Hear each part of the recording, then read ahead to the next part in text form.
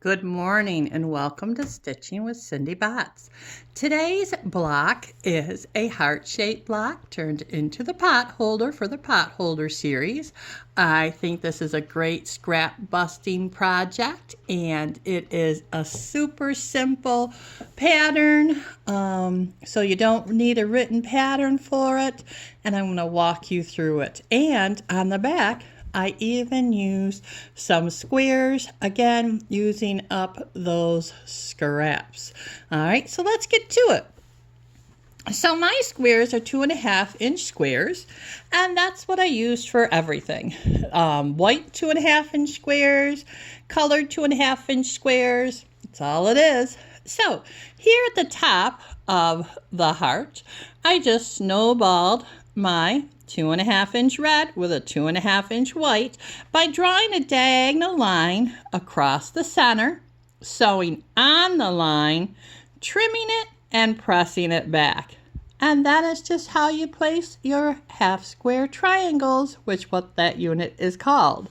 And again, then it's just a row of 4 2.5-inch squares, another half square triangle, same way, white on top, draw the line, stitch on the line, trim it back, trim it, press it, sew it on a row of 2 squares, and put another half square triangle on this side. Same down here. This time it's a white 2.5-inch square, half square triangle, 2.5-inch, you got it, square. Very simple pattern, works up really nice. I did mine again at the 2.5-inch squares, but you could do this using 3.5-inch, 4-inch, whatever block size you have of your scrappy squares, whatever block size you want it to come out at. Experiment.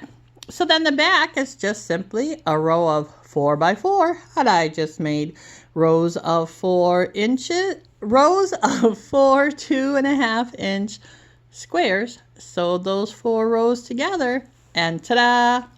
So here is the back of the original one, and the front. I made a little tabby for it, just a piece of material folded in half, pressed, and then the raw edges turned into that fold.